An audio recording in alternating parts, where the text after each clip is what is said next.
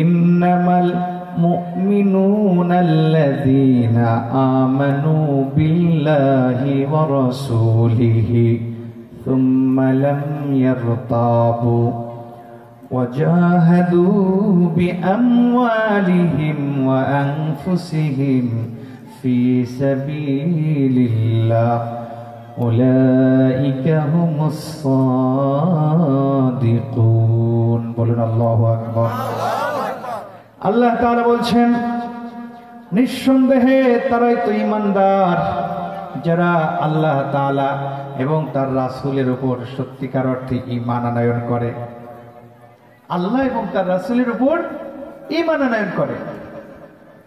সুম্মা লাম ইয়ারতাবু, অতঃপর এই দুইয়ের মধ্যে কোনো সন্দেহ করে না। ওয়াজাহাদু বিআমওয়ালিহিম ওয়া আনফুসিহিম ফি সাবিলিল্লাহ, এবং তারা তাদের মাল দিয়ে জান দিয়ে আল্লাহর রাস্তায় জিহাদ করে। উলাইকা হুমুস সাদিকুন, আল্লাহ তাআলা বলছেন যে ঈমানের দাবিতে তারাই হচ্ছে সত্যবাদী। বলেন সুবহানাল্লাহ। তাহলে আমরা এখানে আল্লাহর সংজ্ঞা পেয়ে গেলাম। আল্লাহর সংজ্ঞার মধ্যে আল্লাহ বলছেন যারা সত্যিকার অর্থে আল্লাহ এবং তার রাসূলের উপর ঈমান আনয়ন করে এবং ঈমান আনয়ন করার পর এই দুইয়ের মধ্যে কোনো সন্দেহ পোষণ করে না, আর আল্লাহর রাস্তায় মাল দিয়ে জান দিয়ে জিহাদ করে, এদেরকেই আল্লাহ তাআলা বলেছেন এরা সত্যিকারের ঈমানদার। এবার আসুন, আল্লাহ তাআলার উপর ঈমান, রাসূলের উপর ঈমান আনয়ন করার পর সন্দেহ করে না, এই সন্দেহ বলতে কি বোঝানো হয়? সন্দেহ বলতে বোঝানো হয়, মুফাসসিরিন কিরাম লিখেছেন যে বিশ্ব নবী সাল্লাল্লাহু আলাইহি ওয়াসাল্লামকে আল্লাহ তাআলা এই পৃথিবীর মধ্যে আমাদের জন্য আদর্শ হিসেবে পাঠিয়েছেন, ঠিক কিনা? আমাদের মডেল হিসেবে পাঠিয়েছেন। তার প্রমাণ কি?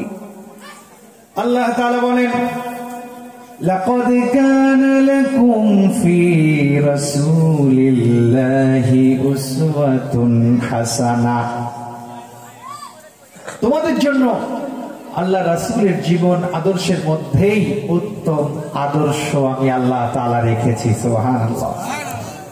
তাহলে এখান থেকে বোঝা যায় রাসূলের জীবনে এমন কোন দিক বা বিভাগ নাই যেখানে তিনি এমন আদর্শ রেখে গিয়েছেন যে আদর্শ আমরা আমাদের জীবনে গ্রহণ করতে পারি না, এমন কোন জায়গা নাই।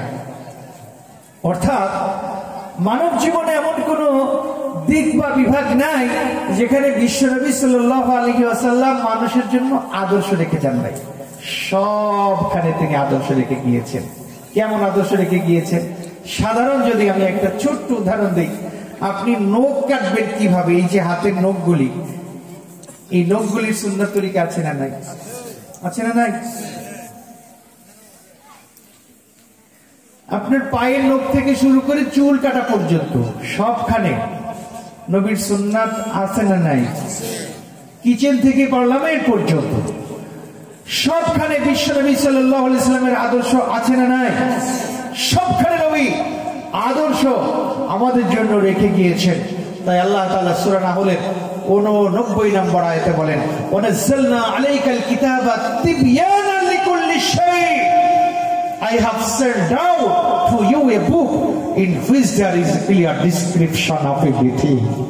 আমি আপনার প্রতি আমার কিতাব নাযিল করেছি, যে কিতাবের মধ্যে কোনো কিছু স্পষ্ট রাখি নাই, সব কিছু আমি আল্লাহ তাআলা স্পষ্ট করে করে বর্ণনা করে দিয়েছি। সুবহানাল্লাহ।